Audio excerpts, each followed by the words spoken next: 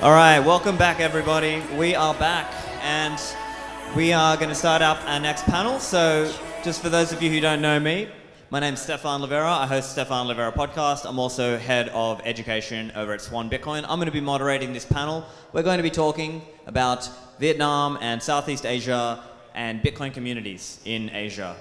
So, I'm going to take a seat, and we're going to have our panelists come and join us. So, come on, guys.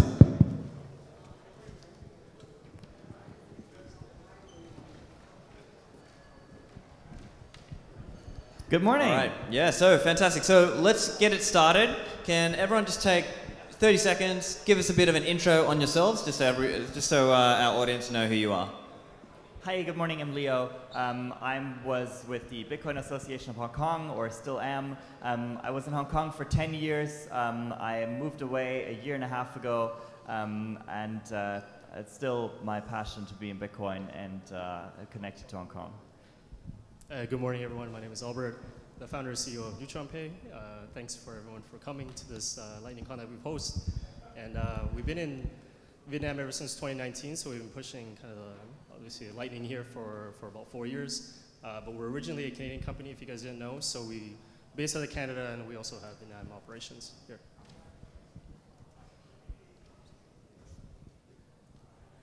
Hi, I'm Koji Higashi. I'm co-founder of Diamond Hands. It's the largest Lightning community in Japan, so I'm gonna talk a little bit about what's happening in Japan and Bitcoin. I'm Dominic, originally from Frankfurt, where also like in 2013 we launched the community back there. I think we have maybe somewhere in the audience also Veronica, who's keeping up the flag there. And in 2014 moved to Vietnam. There was no Bitcoin community. All right, do it again. So we launched also then in fall of 2014 the first Bitcoin community in Saigon, which is still going strong with weekly meetups, and yeah. Hi, I'm Adam. I founded Bitcoin in Malaysia, which is a Bitcoin-only community, like one of the earliest ones, because Malaysia used to, crypto is popular in Malaysia, so I wanted to do something more Bitcoin-oriented. Yeah. And I also do, my background is electrical engineering, so I focus on hardware side, like point-of-sale devices and things like that. Cool. So thanks, guys. So let's get into Bitcoin communities in Asia, Southeast Asia, and let's start with why. I think that's an important question. Why bother doing all this stuff? Why do you even care about trying to grow a Bitcoin community? Let's just throw that open to the panel. Who's got something to add? It started with personal curiosity and just a desire to meet other people and talk about this. I think that's quite natural for a lot of communities to evolve. Especially, let's say, 10 years ago, there weren't so many opportunities to really learn about Bitcoin or talk about Bitcoin. And the first meetup, people just came with their set of questions and realized that nobody else is really capable of answering them either. So people went back and did their research and then reconvened a month later to share their answers.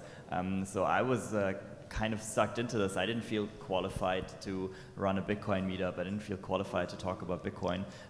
But the previous organizer, who left after one event, kind of just appointed me. And it turns out that yeah, in a group full of curious people, it doesn't matter so much who you like, what kind of leadership position you take.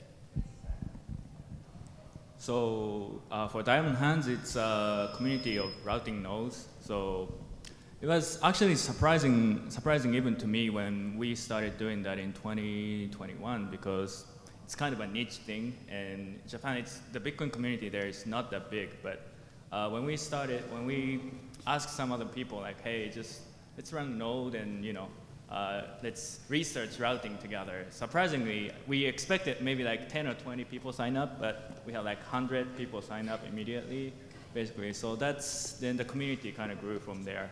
So the reason was kind of self-interest. We wanted to become a larger node and wanted other people to connect to us. But since then, we not only do routing, but do newsletter, research, different things. So it just kind of grew organically from there. But I was doing a lot of other community things even before that. So you know, I got to know the Vietnam community in 2016, etc. So I was doing different things, but routing was kind of what made the community. So that was the interesting part for us. Yeah, I mean, for us it was also pretty similar to like the motivations Leo just described. I mean, it was 2014, also still relatively early.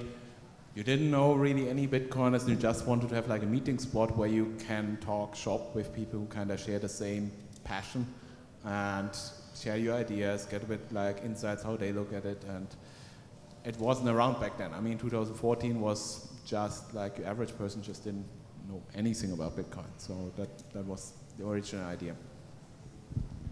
Yeah, for us in Neutronpay, well, like we started in Vancouver, so Vancouver didn't really have a large scene back then. It was a very big Bitcoin scene, but for us, like for Lightning, when it came out really early in like 2018, when we started dabbling in it, introducing it into the Vancouver scene wasn't very big, so it just seemed natural to move it over to Southeast Asia. Obviously, I'm Vietnamese, and just kind of coming here, it's a lot more receptive, and so kind of joining Dom with his Bitcoin community group that he came here, it was kind of funny when we introduced Lightning in 2019 here to Vietnam. There was maybe how many people in the audience when we were doing the Lightning stuff? It was maybe 3 people. So back then, no one really understood what Lightning was, what a layer 2 solution would be. Everyone was all about on-chain, and everyone thought that Lightning wasn't going to do anything. And fast forward to today, this is where we are. And so I think just bringing that to Southeast Asia and saying, Vietnam in particular, is that there is development here, there's innovation, and there's people that want to be able to learn it. It's just that we don't have the education, and we don't have the proper, like, kind of, I guess, documents like, say, North America has, right? So there's not a lot of translation. And so bringing that here has been very effective. I think now people are looking to more get into the space, and obviously we see from you guys joining today, there's a lot of effectiveness of the Lightning itself and people wanting to learn on it and build on it. So we hope to continue that within the next few years, and obviously keep growing that with everyone else here on the panel. Yeah, I felt like in Malaysia, that's what Albert mentioned, like there's not a whole lot of Bitcoin-centric expertise in general. Most people are gambling on cryptos. So as like seeing myself as like one of the few people who kind of understand this thing, I wanted to help people also reach my level of understanding on going back to the basics of Bitcoin. And I wanted to kind of also inoculate us from scams, because there's like a lot of, I see a lot of like crypto and like blockchain people coming to Malaysia and meeting and doing events there, and it seems kind of predatory. Yeah, so yeah, that's why I'm trying to help guide my friends and family and community around me. I might add one thing. So in general, Bitcoin communities in Asia are very small. So the reason we started it is probably because if we don't do it, nobody else will do it. So you have no other choice, basically. Yeah. So And that's a good point. I'd like to get a sense from each of you in the communities that you're in, as an example, how big would a typical meetup be, or what's the current state of understanding? Here in 2023, what's the current state of understanding, and how many people would you get at a typical meetup? It's fluctuated wildly over the years, and it seems to lag price by about 3 months, maybe 6 months. So the largest meetups, they've always been, after 2014, after 2017, or COVID, of course, prevented large events during 2021. At the moment, in Hong Kong, we only have the hardcore of 20 to 30 people meeting, and those are mainly people who have known each other for years, who've been in Bitcoin for years, and who just have to meet other Bitcoiners. There's very little success at the moment to attract new people. There's very little success to attract people who are more casually interested in this. This has to do more with social restrictions rather than Bitcoin. Over the years, community has of course changed a lot in how people have been at first drawn in by very general questions and desires and kind of expectations of cryptocurrency riches and changing the world, later to a lot more of a focused interests. So that's kind of the segmentations we see now, that meetups are staying small but kind of growing more into focus. That people might have, like the bit devs, I think is a big trend. That's a trend that is also catching on in Asia a little bit, and that kind of shows how the community likes to specialize now and likes to come with much more like specific focus. For example, Lightning or Bitcoin protocol development. Yeah, in Saigon also the community certainly has changed quite a lot over the years, and also we have made changes. So like when we started out in 2014, I mean, it was completely open for everybody, and meetup.com and all these kind of things which were used back at the time. Then in 2017 we had, like, that was like the previous bull run, up to like 200 people showing up. But the quality was not necessarily very high. And in 2018, we were sitting around a table and with 3 people. So from this, we have learned then that in 2020, when the last bull run started, we started locking down the community more and more, that we avoid that, like in the last time, a lot of low quality people come in and drive away all the good people. And we have since then, yeah, I mean, the meetups are basically private now. People can only come in after knowing other people in the community and properly vetted that they are up to the standard. The community itself, I mean, we have probably over 100 people like in our group, but showing up, it's like 12 people or something in average per week. And it's pretty advanced conversations, so it's also really like 201. If you are just new to Bitcoin, just starting to learn, it's probably not the right place anymore to come. Just because the people who have now been at this for many years, they want to really talk about cutting edge stuff. They don't want to talk anymore about like how to set up a wallet and all this stuff. There's other ways you can educate yourself about it, but yeah, the community just has gotten a bit more close, but also we have kept throughout market cycles, I mean, it has been stable. The same people are coming, and we got a few new Bitcoiners over the years coming in, just gotten much more selective in like who is joining the meetups. I think that raises an interesting question, Dominic, because it also speaks to this idea of what are these meetups and communities for? Is the idea to bring in new people, or is the idea to, let's say, energize or, let's say, educate people who are already like Bitcoiners, let's say? So what do you guys think about that? Like, should the focus be to bring in new people, or is it more like that's served by other meetup groups or other communities or in other ways? I mean, for myself, I can speak just that I feel I have done my duties on bringing in new people in the earlier years, and at some point you just progress to a point where it's now, it's okay, I don't want to talk still about how to set up a wallet and all these things. You want then to build like with other people who have just advanced more, and yeah, there you have to keep it in a bit more tight circles. For us in Japan, we try to have different kinds of events for different targets. So we occasionally have more technical meetups, physical meetups, and there's about maybe 30 to 40 people show up. But I try not to bring too many people and kind of scare beginners away in some way, because it should be more technical. And also we're going to have an online seminar for enterprises in Japan, so which has completely different focus. And there's going to be about 100 people already signed up.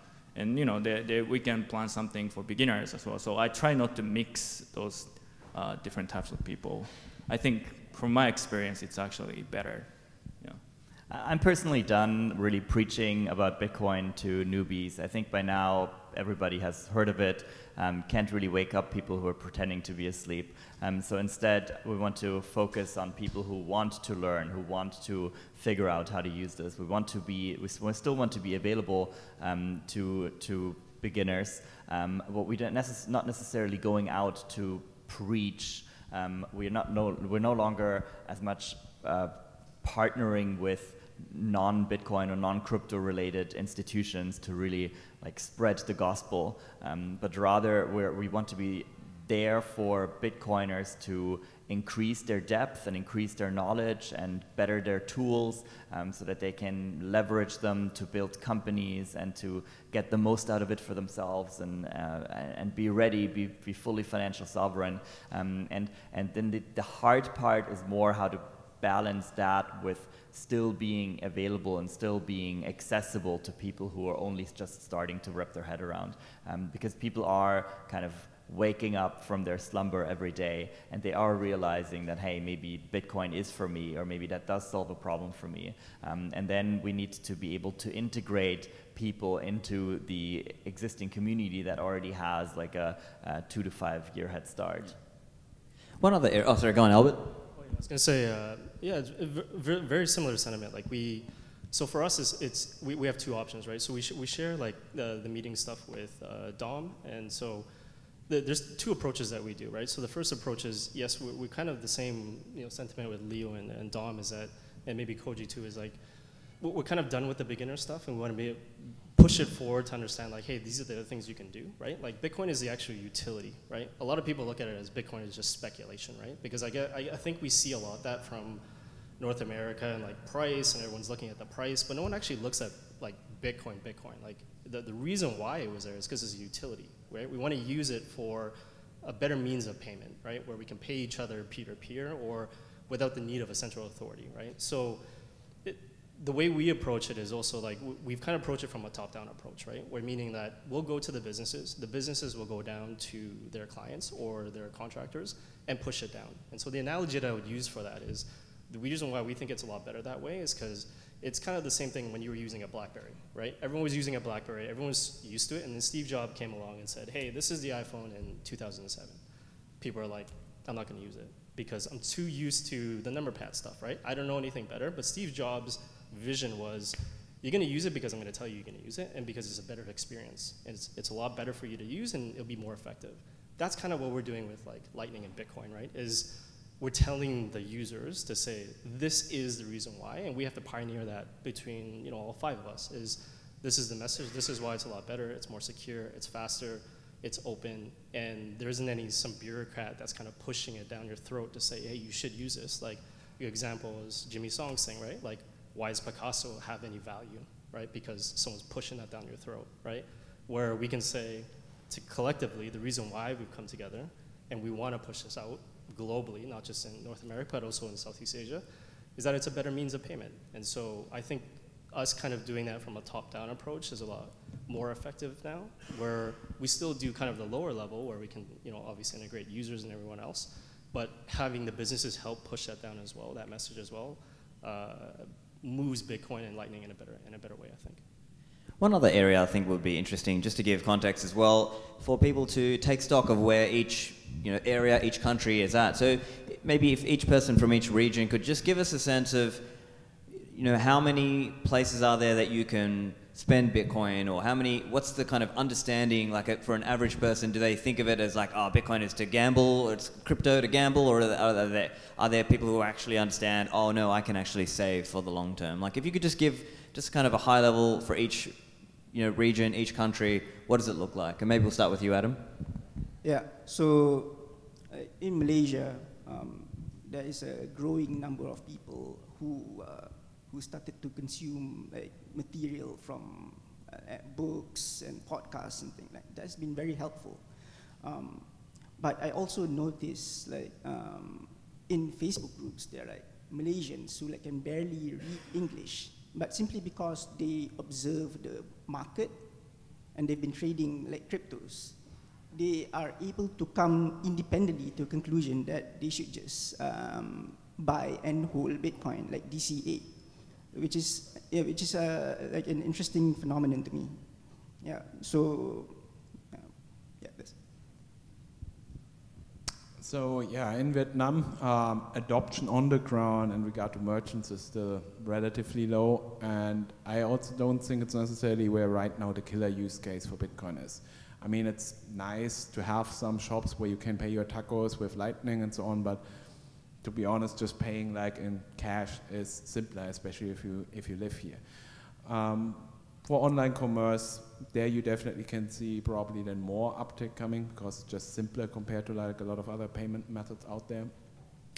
As for general understanding, I mean, in Vietnam, the usual word which is used, if you translate it, is like play Bitcoin, which shows you already how most people here look at Bitcoin. It's just like another thing you throw money at and you hope you get rich and don't get poor. And yeah, so people, you see always these charts that Vietnam is like leading crypto adoption and so on, which is probably true in terms of per capita, some trading apps or something on their phone, but it's still lacking depth here. I mean, that's definitely the case. There is not so many people around who really get it, what Bitcoin is about, and it's not just another gambling token where you can just throw money at and like, yeah. So it's like a lot of trading Bitcoin, not a lot of people actually running a Bitcoin node, as an example. Right. There we are still lacking a bit, but that's also where more of our efforts are put towards too. Yeah, just to kind of add on to the Dom stuff, it's correct too. So a lot of people, obviously it's just speculation first. Vietnam though is #1 in crypto use. People hate that word, but the point that we're trying to do here is that, as long as there's uses in the crypto space, they understand like addressing and kind of wallets and stuff. Well, what we're trying to do is we're trying to change that mindset, right? We're trying to say this is what you really want to use, not some tokens or NFTs of this whole lifestyle that you're gonna get. You're gonna get super rich within like, a month or a couple of weeks, right? So Vietnam is, being #1, but also the reason why we want to be here is also it provides the ability of people to actually buy stuff online, right? So if you look here, like 70% of people in Vietnam are unbanked. And so having just the utility and showing them that they can use it to buy stuff online where they're excluded from buying stuff online, because Dom is right? A lot of people just buy the cashier, but then that leaves you in like a bubble. So you really can't explore the internet anywhere because you have to have a bank account, and if you have a bank account, then you can get a credit card. But getting a credit card isn't as easy as people think it is here, right? Whereas in North America, I can go sign up into a bank account and get a credit card within the next like 30 minutes, right? Vietnam's a little different. Obviously, there's a credit score, there's a trust score, right? So now having the ability to have, say, a Lightning wallet, you can now buy stuff online. So for example, you can go to BitRefill, you can buy an Amazon gift card. Now they have the ability to go online without a credit card, and then they can go buy something on Amazon, and Amazon ships globally. So that effectively has changed a person's life, right, from zero to maybe something that's beneficial to them that they have always wanted to do, but they couldn't do because they didn't have the means to get a banking, right, or any banking or any credit card. So we're hoping to change that message, right, is that Bitcoin's a utility, Lightning's a utility, you can buy these things online, you can be a part of the larger economy. And so hopefully that changes from speculation to people actually using it. So in Japan, merchant adoption is pretty limited. One of the reasons is the tax system we have in Japan. So every Bitcoin payment is a taxable event technically, and we're very serious about paying taxes in general. So people are worried, okay, if I make this payment, do I have to record it every time? So that definitely slows down the adoption. The other reason being traditional finance and digital payment, cashless payment is already pretty efficient, at least domestically. So there are no strong reason for people to switch to Lightning payment per se. Yeah, in Japan. Same case in Malaysia. Like if you go to Kuala Lumpur, like most merchants, like even roadside stalls, they have QR codes. Like so they don't need like a credit card terminal, but most everyone have like a mobile app with their banking. And there's a common payment rail that links up all the banks in Malaysia, so anyone can pay anyone else's through that QR code. So like merchant-wise, there's not much going on there. However, there is a growing number of it's like a fringe community, but they recognize the importance of Bitcoin. So these are people who sell stuff like steaks and things like that, seafood, and then they also like frozen seafood, and then they just have Bitcoin like as a payment option, or you can just contact them directly, and then they're like, oh yeah, this is interesting. In terms of other aspects in Japan, it's kind of similar, and well, it's actually a mixed bag. So after the FTX collapse and incident, definitely perspectives on Bitcoin for a lot of people actually changed, and they started appreciating Bitcoin more, because before a lot of people are saying like, okay, there's nothing you can do with Bitcoin or something like that, and trust this, whatever, it doesn't really matter. But after what happened with the FTX, a lot of traders, investors say like, oh, I don't know what to trust anymore, and then they finally kind of see value in Bitcoin. It's it minimizes trust, and you just self-custody, etc. That reminds me of how there was a comment, I think, online. Michael Saylor was saying even this recent run, he believes it's actually not just that the normies are waking up, it's that a lot of the crypto people are having a come to Jesus moment. They're coming back to Bitcoin. So I'm curious, maybe that's a similar sentiment you're seeing. Yeah, I think it's happening at least to some degree in Japan. And I said mixed bag is, well, merchant adoption is limited, and also the block X Square, they did research on Bitcoin adoption across different countries, right? Vietnam was actually pretty high in terms of adoption. And Japan actually, out of those countries, Japan came the last in terms of Bitcoin adoption. And most people had negative impression on Bitcoin. So I think the vast majority of people in Japan still have a pretty negative impression on Bitcoin in general, but we also have a very vibrant routing community around Diamond Hands, etc. And it's kind of hard to replicate in other countries maybe like Vietnam, where people care more about trading or just investing. So there are pros and cons, some good things, positive things happening, and some bad numbers. Like people generally don't like the idea of Bitcoin. Yeah, we see that too here, and that's why we've kind of changed to kind of clarify the model of how we actually get Bitcoin or Lightning to be used in Vietnam is the end merchant will always receive VND. And so they don't need to know that they're transacting on the Lightning Network, right? So it's just a QR code like how everyone else sees a QR code here today with all the local payment segments here.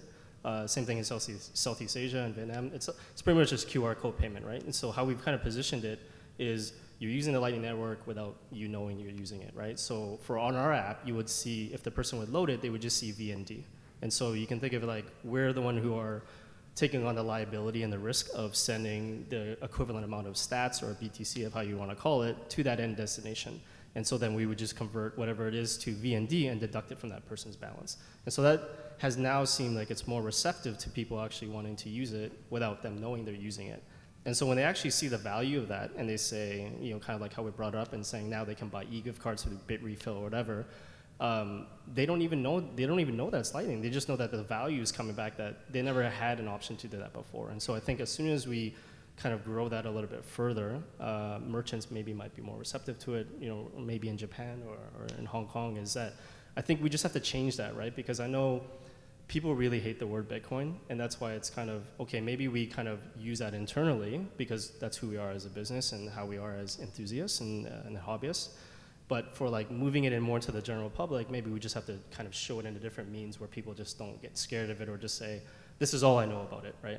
I only care about price and all that stuff. So as soon as you say that, but as soon as you hide it and actually show the value, I think that changes a lot of people's minds after, like merchants and everything. In Hong Kong, the merchant adoption situation is pretty dire. There were definitely more businesses in 2013 that accepted Bitcoin. There are definitely more businesses in 2017 that accepted Bitcoin. And I also found there's very little interest among the community to use Bitcoin for payments. I think even among the hardcore, there's still this narrative that Bitcoin is a digital gold or store of value. What it is very easy and fascinating in Hong Kong is it's very easy to buy and sell Bitcoin for cash anonymously, even in large amounts. Like the most wild examples I've come across is you can put the equivalent of $100,000 in cash on the table and walk away with Bitcoin without having to show any form of ID, and that is legal, and that is not exactly sanctioned in any way. The reality, though, is that also that nobody does that, right? All these places that trade cryptocurrency for cash, even though they're everywhere, even though there are numerous chains, they all only trade Tether. And partly that is because of a lack of sophistication among these shops. Partly it's because they piggyback on systems like Binance, which actually do have a relatively terrible user experience for Bitcoin, and which might appear, where Tether on the Tron network appears just a lot more quick and a lot more easy to, because there's no need to hedge. And it's hard to say why all of these things are the way they are. Why has, for example, the narrative in the Americas so much diverged from the narrative in Asia of Bitcoin as payment or as money even, rather than Bitcoin as a pure, as one of many store of values, of one of many cryptocurrencies. I would also like to add that the idea of Bitcoin as money is a lot more revolutionary and is a lot more antagonizing towards the state, which probably makes it less attractive to actively embrace if you are in a society that, just doesn't see very favorable about antagonizing the state. And I also don't know exactly how this is going to evolve now. If we look at places where Bitcoin is actively used as money, where Bitcoin Lightning payments do have genuine traction beyond just the hype, then those are places where those are not insular places. A place like Hong Kong might appear today very insular, where everybody you see is a Hong Kong resident, where there's close to no tourists, and the few people who are coming are quickly coming in for some business meeting and are happy to pay for everything with their foreign credit cards, and only in places where this is accepted. But when tourists and travelers and maybe digital nomads again dominate kind of a lot of industries, maybe we do see a bit more appreciation for payments like Lightning payments, because these QR codes that you mentioned, Adam, in Malaysia, or the digital payments that you mentioned in Japan, or also the digital payments that we have in Hong Kong, they're not always accessible to foreigners. They're not easy to register for. They're not easy to fill up with your foreign cards, and foreign economies have also had these kind of same dynamics where cash has become less and less used, accelerated by a pandemic that has been blamed on physical contact with objects, and that has kind of allowed insular economies to further insulate themselves, because old businesses went bankrupt and new businesses didn't have to worry about foreigners figuring out their stupid payment trouble. And so I can imagine that as there isn't enough cash going around, just from a logistical perspective, ATMs have been removed, that in this kind of dynamics, we are going to see significant Bitcoin and Lightning adoption in places where we have significant amount of, especially long-term travelers who are realizing that the cost for them to get cash is not just not just a 2% withdrawal fee, but also a hidden spread, and a extra ATM withdrawal fee, and who might be in places in isolated islands and where the ATM logistics don't fully work. So let's touch on that. I think that's an interesting aspect to expand a little bit, because I think currently a lot of people, either they're based in a location and maybe they've just got their credit card and they're happy to use that, or maybe if they're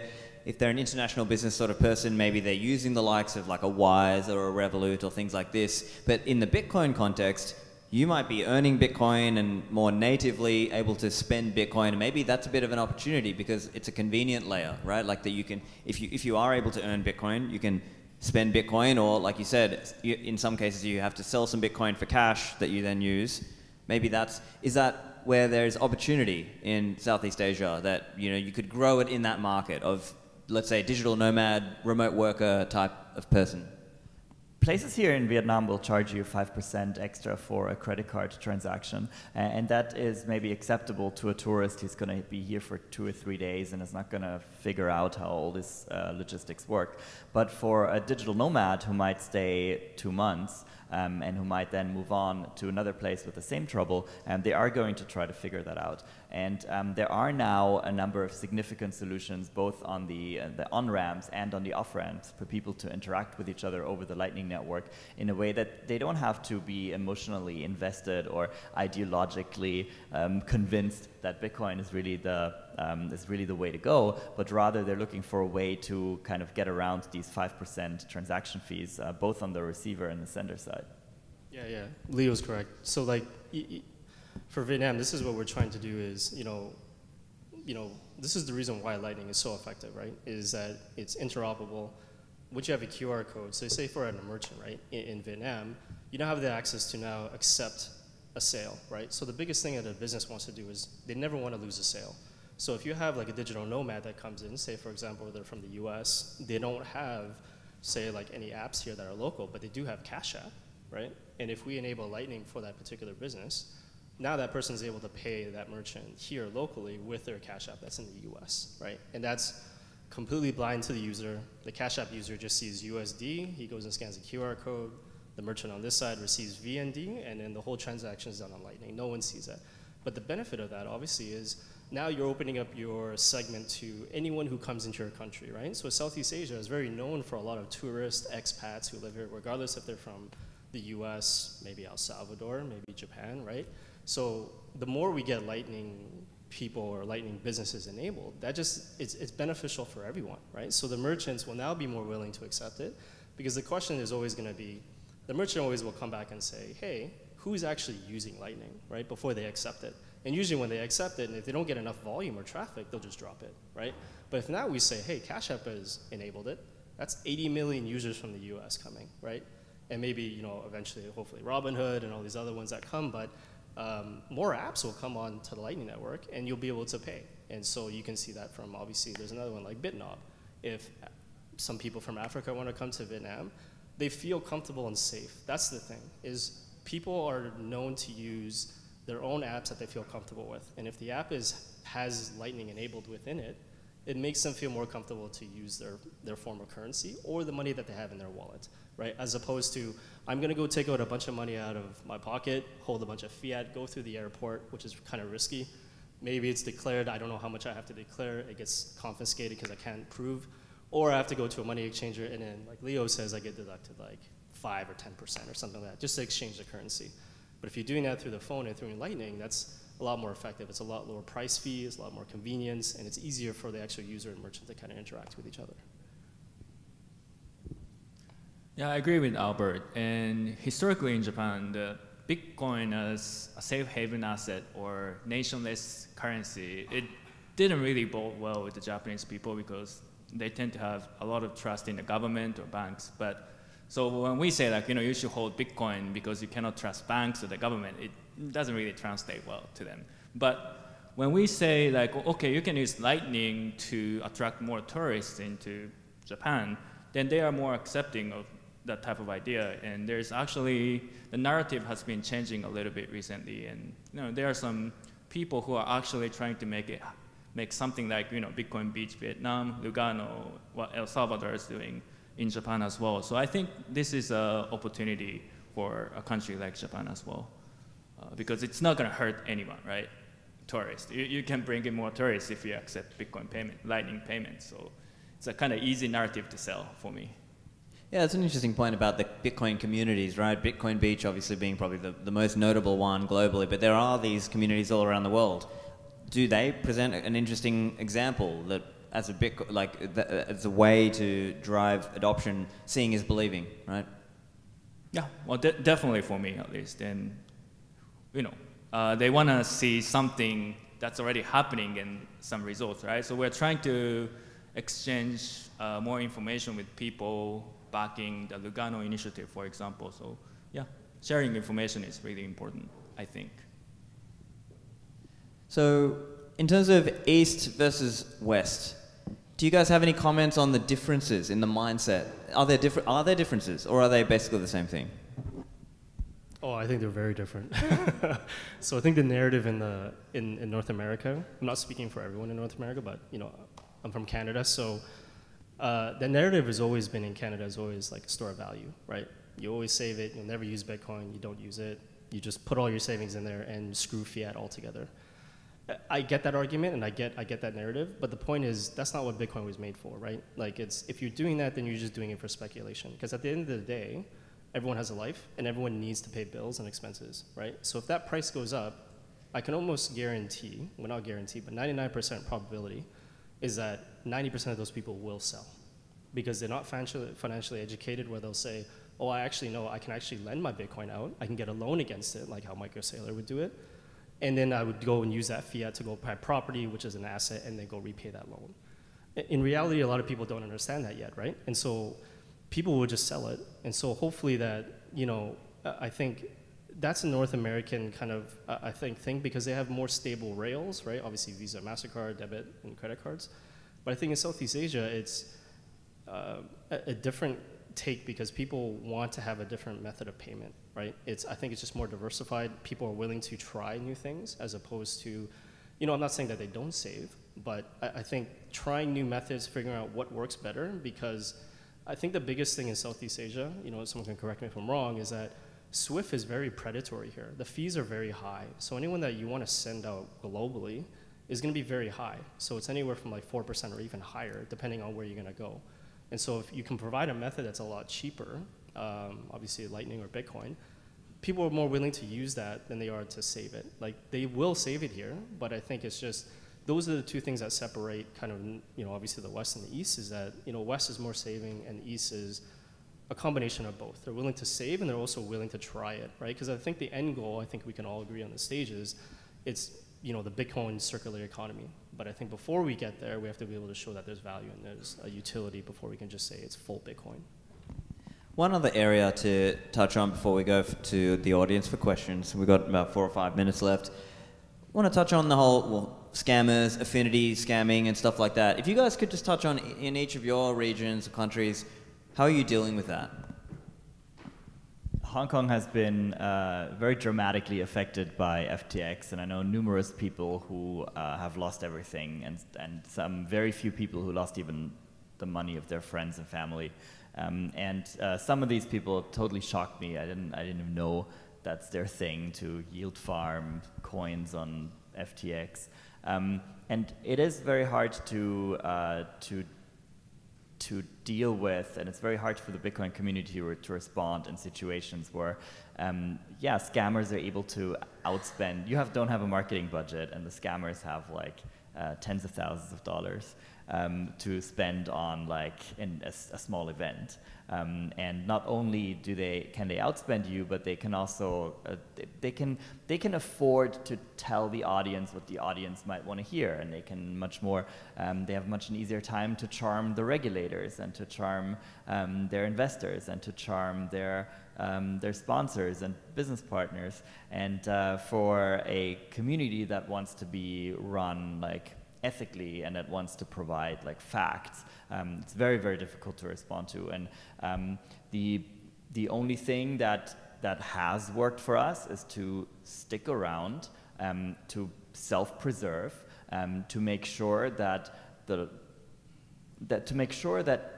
very, very soon what speaks for you is your long-term reputation and just you having been there for a long time. You can't convince. Imagine an example in architecture where you can't really convince an unsophisticated audience that you've built something to be earthquake-proof.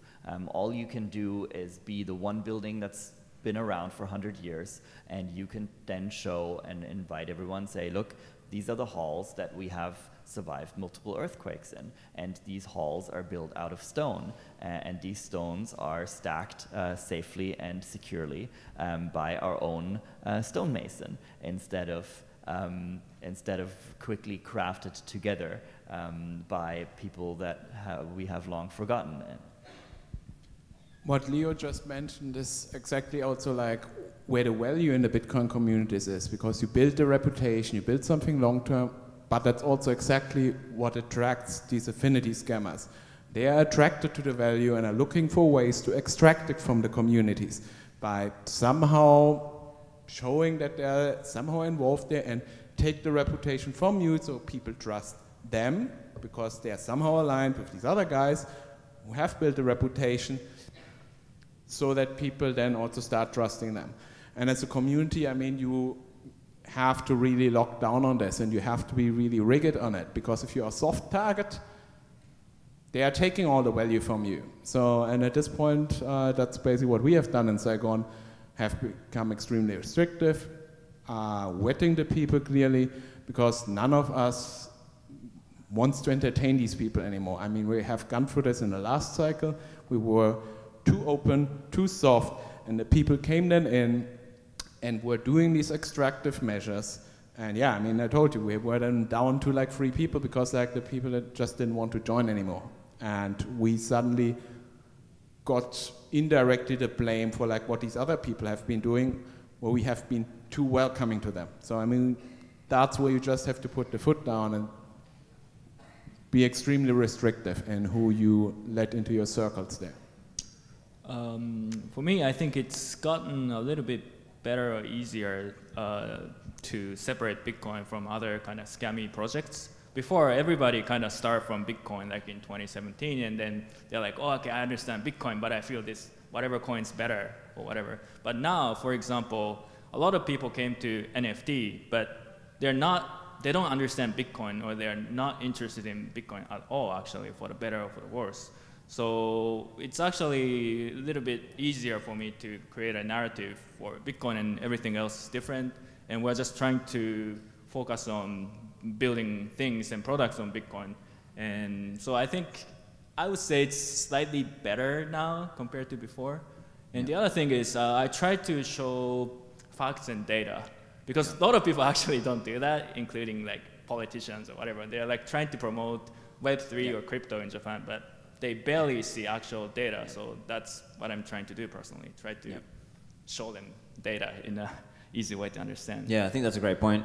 Let's go. We have time for 2 questions. So hands up, and we'll Malcolm's gonna run around. We've got one there.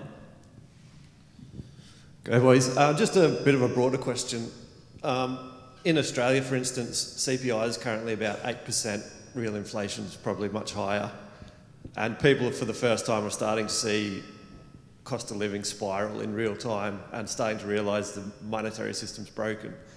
In your regions, is that happening? Is inflation out of control? Are people actually starting to look and think about what real money is? Like in Malaysia, like petrol is subsidized, so government managed to kind of artificially suppress inflation. So it's not really much of a problem in Malaysia. So in other countries around the region, I'm not sure. Yeah, I think in Vietnam, it's kind of the same thing. It's suppressed. It's not as high as kind of like North America put the numbers out, because like even like in Canada's at like 6%. I think in Vietnam it's probably pretty high, but it's being suppressed. But it's being hidden through a bunch of other factors. But also, Vietnam also understands like it's not fully dependent on fiat. There's a lot of Vietnamese people that buy gold still to this day, and so they kind of hedge that in a way. So for the inflation here, I've kind of always said like, whatever US is inflating at, everything else is, part of my language, is going to go to shit. So if they're printing, like, I think everyone knows about like the banking situation in the US. If they print $18 trillion, if they say that their inflation is at 6, everybody else below that is going to be affected by 8 times that or 10 times that or even higher. And because the US is a global standard, and I think some people forget that, is that if the US is inflating at 6, everyone is completely screwed, because everyone is pegged to the US dollar. And so that's why you see inflation everywhere, and everyone's trying to suppress it and kind of control it. So I think for Vietnam, I don't know the exact numbers here, but I know it's probably going to be relatively quite high. It's still under double digits, but it's probably increasing a little bit higher. Okay, one more question. Oh, do you want to quickly comment? I think Hong Kong is super fascinating on this. I'm trying to be quick. In previous crises like 97 or 2003, prices would have gone down against the Hong Kong dollar is pegged against the US dollar. And so then in a crisis in Hong Kong, prices would have gone down and would have made it very obvious for people that they're getting poorer because they can afford less. The quality of their food is going down, the quality of their imports are going down. But in the current crisis, as the US dollar is massively inflating, the Hong Kong dollar is staying stable, but that is then perceived not as people getting poorer, but that is perceived as the government doing a great job at curtailing inflation. When prices are staying stable and only as kind of a guest, you can obviously see that the quality of things are going down, and people aren't traveling, and only if they're importing things can they really understand that the value of their money is going down. But ironically, that doesn't at all lead to this kind of analysis is not an obvious thing. That doesn't, is not commonly discussed in the media or in society. So it's also, there's no conclusion of like money being the problem or Bitcoin being a solution. One final question. We'll make it a quick one. Hi. So I would like to ask Koji about the Japan Bitcoin community. So you mentioned that in Japan, most of the citizens are trusting the government, and there is some stigma against Bitcoin. So why is that? What government in Japan has done to be able to get this trust? Earn their trust? I don't know. Education. So I don't trust them personally, but I don't know why most people trust them still. Maybe its culture is generally very conservative, and there's no massive bank runs or anything like that in recent years in Japan, at least. So society is pretty functional overall compared to other countries, I would say. I think that's why. But for example, inflation. Yeah, inflation is kind of happening in Japan as well. But would most people start talking about Bitcoin? Not really. They just say like, okay, then yeah, there's a joke like, oh, inflation. Then we eat less or something like that. They never think about buying Bitcoin or anything like that. So, but why do they trust the government or banks? I don't know. Could be cultural. I mean, yeah, it's hard to say, Cultural. right? Yeah. I mean, Ripple is very popular in Japan still to this day because we trust banks, right? They're doing a lot of campaign with collaboration with banks, and Japanese people are like, oh, that's great. You know.